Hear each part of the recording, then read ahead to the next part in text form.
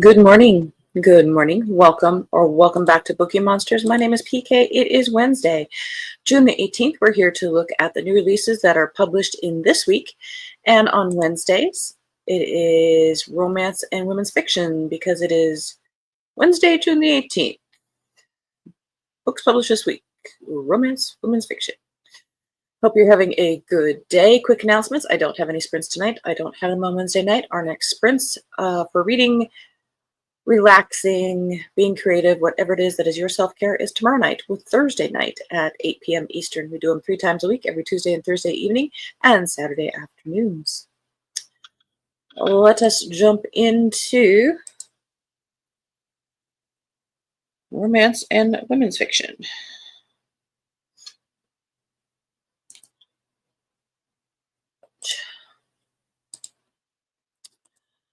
Coming in Hot by Josie Juniper, Frontrunners series. Doesn't say what book it is in the series, or if it's the first, it does not indicate. After a decade in journalism, Natalia Evans has reached the pinnacle of her career, a lead reporter for Auto Racing Journal.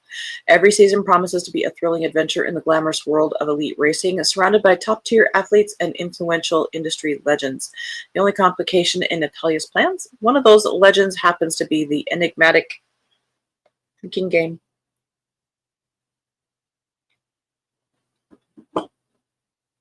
Emerald Team Principal Klaus Frank, the handsome stranger with whom Natalia once shared an unforgettable night. That had to be forgotten.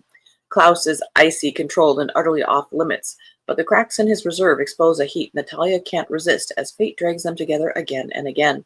Both guarding their hearts, the pair are soon embroiled in a high-stakes sporting scandal that threatens to shatter more than just their reputations and relationships. Natalia needs the scoop of the century. Klaus needs more time, but they soon discover that maybe they need each other more than anything else.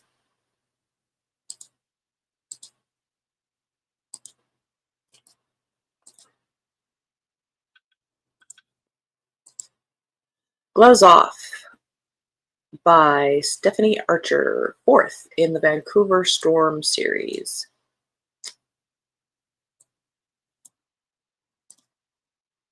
Good morning, Mary. Happy Wednesday. Sorry I missed yesterday morning. Overslept. Sleep is good. I always say that. I don't know about you, but my sleep schedule is off. Solar storms, maybe. Yeah, I did not sleep well Monday night. I slept better last night. Probably because I was just so tired. The only way to get my inheritance, marry Alexei Volkov, the grumpiest enforcer in the NHL. Do you like him without all those teeth? Yeah.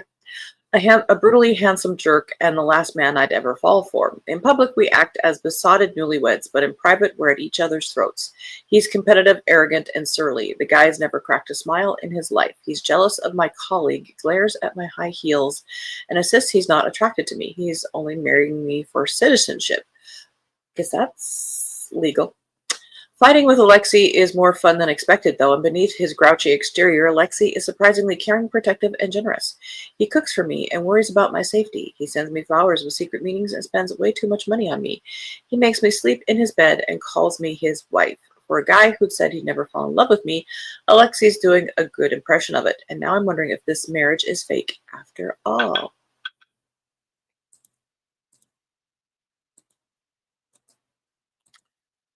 We're having a sports romance kind of day today.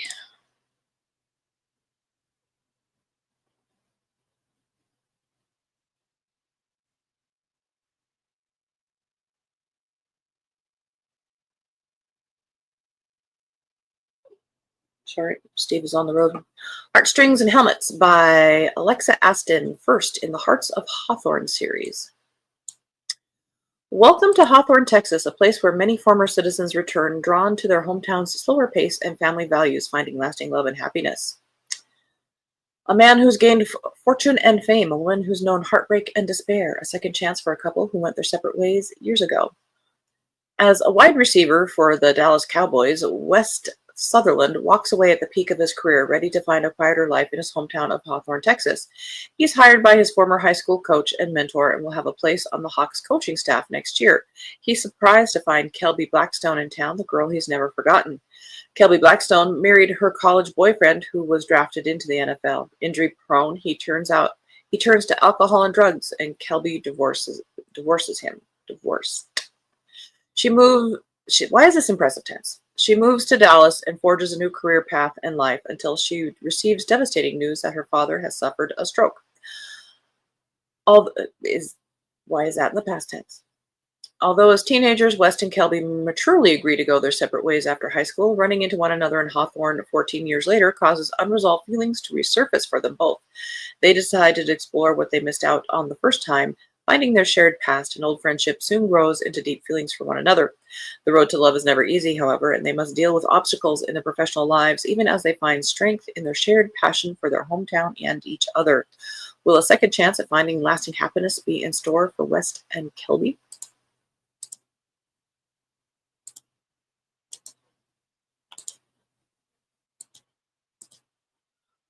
Homebound. Oh, rodeo. We're still in the sports. By Meredith Trapp. Dakota and Wyatt, growing up, they were inseparable as a pair of cowboy boots, the best of friends, or so Dakota thought. Every summer, Wyatt would come home to his family's flower farm in Granite Falls, Texas, and they'd stargaze in the fields, pinkies brushing, laughter rumbling with cicadas, until one summer he never returned. Because you were teenagers. Dakota hasn't heard a peep from Wyatt in over 3 years, and during that time, a lot has changed. Yep. He's the hockey world's golden boy, and she's developed a reputation as the cowboy killer, breaking both rodeo records and men's hearts. Oh, we have rodeo and hockey. The last thing Dakota needs is a distraction from her bull riding goals, and everything changes when her old friend waltzes back into town with an adorable baby on his hip. Wyatt's back to get the girl he's been obsessing over for years, and he's willing to do whatever it takes to get her back. For years? It's only been 3 years. Two-stepping at the rodeo, jumping into Cibolo Creek, even rendezvousing in outdoor showers. All Dakota wants is to keep her distance and focus on training, but when she learns the truth behind why Wyatt left, it turns out the scorching Texas sun might not be the only thing that burns them this summer, because he was still a child who had to be where his parents were. End of row 1. Make it make sense. Holly Jolly July. Dang it. By Lindsay Maple. Like Naughty and Nice, Mariah and Ellie are complete opposites. Small-time actress Ellie is thrilled to be back on set of a cozy holiday film, while makeup artist Mariah only views the low-budget project as a stepping stone on her way to more serious movies. The pair definitely don't hit it off when they're introduced, but if they want to survive the summer heat and Mariah's stifling Canadian hometown, they've got to keep it professional. Luckily, holiday cheer is Ellie's specialty, and she's determined to win stubborn Mariah over. Mariah finds one bright spot in her forced second Christmas: hot hookups with an edgy local bartender. The romance even has her opening up to Ellie, who admits to crushing on her wholesome cottage rental host. But when Ellie and Mariah realize the guys are cheating on them, they band together to get revenge. It's fun planning their own Home Alone-inspired pranks until Ellie and Mariah realize they're actually falling for each other.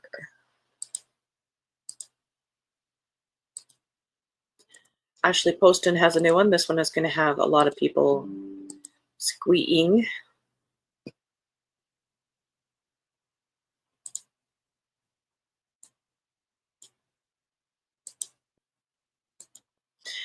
Mary says, so far, slim pickings, unless you like the sports romances. And I think there's a bunch of music ones, too, coming up. Sounds Like Love by Ashley Poston. Joni Lark has a secret. She's one of the most coveted songwriters in LA, and yet she can't write. There's an emptiness inside her, and nothing seems to fill it. When she returns to her hometown of Vienna Shores, North Carolina, she hopes that the sand, the surf, and the concerts at the Revelry, her family's music venue, will spark inspiration. But when Joni gets there, nothing is how she left it. Well, no kidding. People move on and have their own lives. Her best friend is hiding something. Her mother's memories are fading fast, and the Revelry is closing. How can Joni write when her world is leaving her behind? That's when you can write. You write from pain. Until she hears it, a melody in her head. lyricless and half-formed, and an alluring and addictive voice to go with it, belonging apparently to a wry musician with an emptiness of his own. Surely he's a figment of Joni's overworked imagination. Then a very real man shows up in Vienna shores. He's arrogant and guarded, nothing like the sweet, funny voice in Joni's head. And he has a plan for breaking their inconvenient telepathic connection. Finish the song haunting them both and hope they don't risk their hearts or their secrets in the process. Because that melody, the one drawing them together, what if there's a reason?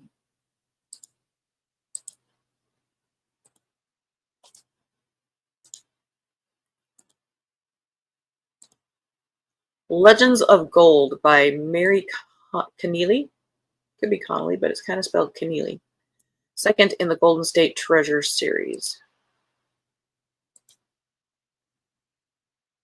After years of solitude, Tilda Muirhead's life takes an unexpected twist when she accepts a teaching position at Two Hearts Ranch following her cross-country pursuit of two brothers obsessed with a treasure map left by their grandfather. Tilda is now tasked with educating those mischievous Mackenzie boys who are bent on remaining out west with the rest of their family until they find the hoped-for treasure. When a man named Ben arrives, claiming to be their own long-lost brother, raised as an orphan with no memory of her past, Tilda is both fascinated and wary of Ben's sudden interest in finding her. When Ben's motives grow increasingly suspect, rancher Josh Hart suggests Tilda and the young Mackenzie set off on a quest with him that aims to protect Tilda while unearthing the map's secrets. As they explore the wilderness, Tilda becomes captivated by the history behind the map, though she doubts it leads to anything more than old artifacts. Yet danger looms ever closer, and Tilda and Josh must rely on faith and their blossoming love to navigate the treacherous path ahead.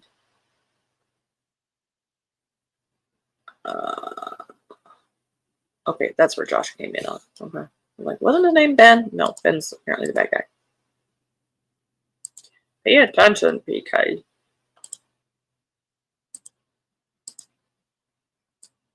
Oop. No More Yesterdays by Catherine Bybee.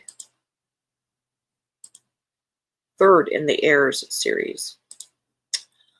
Taking over her late father's company was never part of Alex Stone's life plan.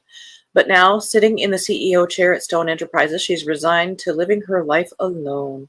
Being a high-powered billionaire woman tends to narrow one's romantic prospects. The poor girl. As Alex works relentlessly to reshape her inherited hotel empire, she's acquired a target on her back, complete with death threats. Alex turns to Huck Bronson, a man who is equal parts bodyguard, sexy, and completely infuriating, especially when it comes to protecting her. As the danger escalates, Huck comes to terms with the fact that their connection goes way beyond bodyguard and assignment. He knows he should keep his distance. His own dark past and nightmares put her in greater risk, but he can't walk away. Protecting Alex means everything. Putting her life in someone else's care isn't an option once he's tasted their passion and depths of feeling. As they navigate a minefield of family secrets, past pain, and unexpected hope, Alex and Hawk must face their deepest fears and fight for a future together. But first, they'll need to unmask whoever's behind the threats before Alex becomes their next victim. End of row 2.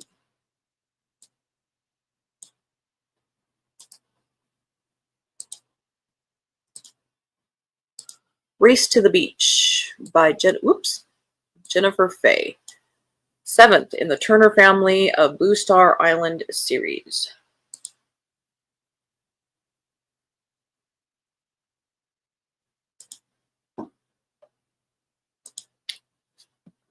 Maxie Daniels runs her own auto shop in Virginia, but when she learns of an auto race with a cash prize on Blue Star Island, she's determined to compete. After her father passed on, the only family Maxie has is her aunt, and now it's Maxie's turn to help her aunt by winning the race and collecting the prize money needed to fix up her aunt's aging home. See, she's not doing it for herself. She's doing it for her aunt. Game designer Owen Turner has written off dating after his last disastrous relationship. However, when unbeknownst to him, someone signs him up for the island's first bachelor auction, he'll do anything to stop the ladies from hitting on him, including getting a fake girlfriend. So when his life collides with Maxie's, he offers her a deal he can't refuse. But when their charade starts to feel real, will they be able to deny their growing attraction? Includes a recipe for Aunt Bonnie's apple crisp.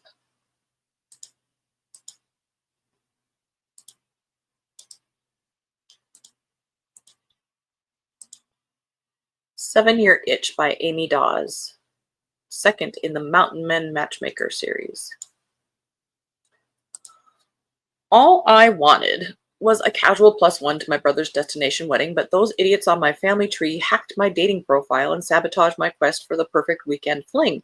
Now I'm stuck on a tropical vacation with only my hand to keep me company, until I'm forced to share a room with the bane of my existence, my sister-in-law's best friend.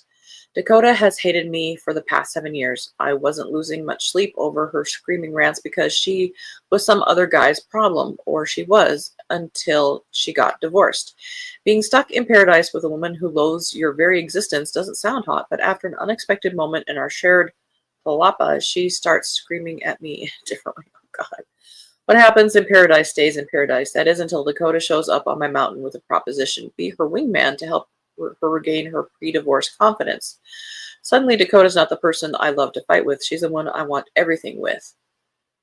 But there's a guy with a beard on the cover. Looking at each other. Well, the cat is looking at them like, what are you doing? That's not right when the cover, they do that, have Christmas and there's no Christmas in there in the book at all, but still, that is not right. The Atlas of Untold Stories. Chloe Vance, dreamer of the family, needs to tell her pragmatic mom, Edie, that she has accepted a low-paying art instructor role at a Christian school in Prague.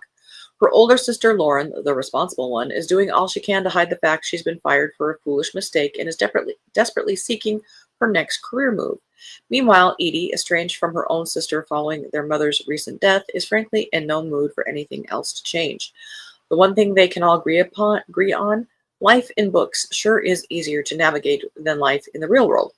As the three women embark on a 9-day road trip to visit significant literary sites throughout America's heartland, they hope to find inspiration through the works and lives of the literary greats.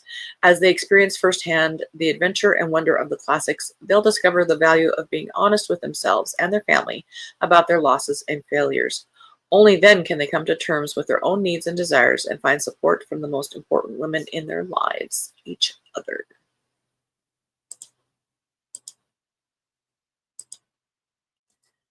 Steal My Breath Away.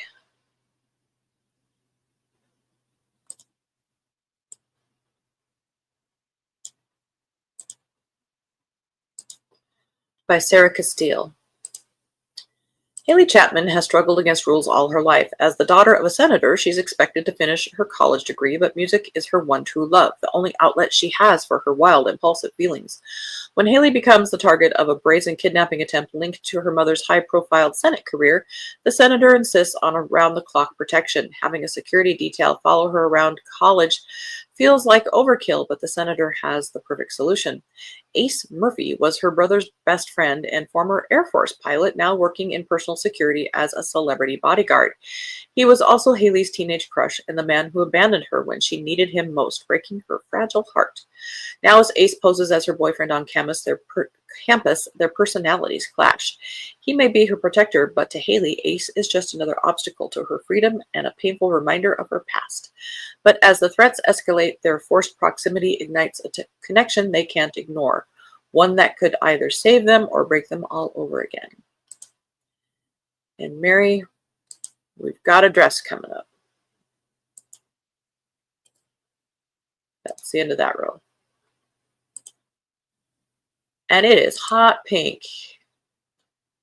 It is Barbie pink up to 11. The Love Potion by Catherine Lyons. Poor relation Cynthia Petrelli never dreamed she'd have a season, but she's getting one, even if only as a companion to her younger, wayward cousin Zoe. Though Cynthia loves the girl, keeping up with her wild ideas is difficult, especially when Zoe sets her cap for England's most eligible bachelor and decides a love potion is the way to win his heart. Excuse me. Unfortunately, it isn't Zoe who trips and spills the potion on the oh-so-perfect Duke of Harley, but Cynthia.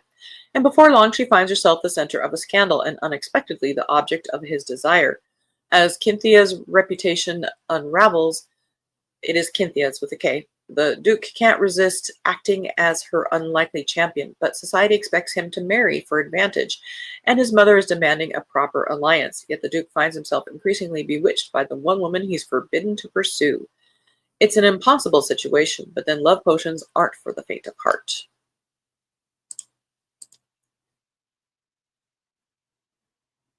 And we only have time to do drive-bys at this point. The Ripple, the Ripple Effect by Maggie North. This is an ER doctor and her boss. Sure doesn't look like a medical romance. They must fake date an engagement to save his whitewater canoeing relationship therapy startup. Okay. The Sinking of the Leonardo da Vinci. It's 1976 in New York. And it is the Leonardo da Vinci is a boat.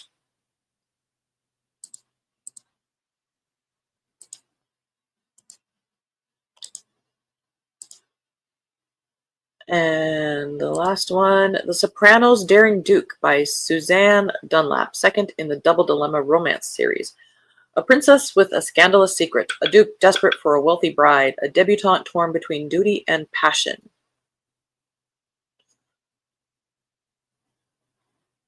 All right. Well, the only one I might really check out is the Atlas of Untold Stories, a women fiction. We'll see what books they are going to be reading, because that sounded interesting. Otherwise, I am marked safe. So,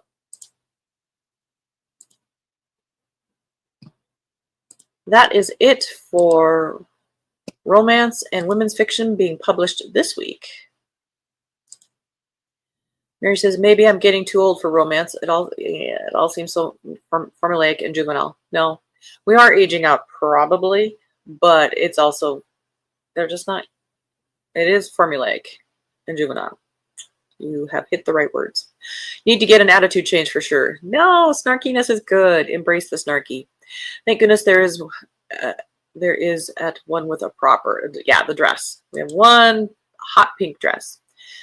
Oh, thank you very much.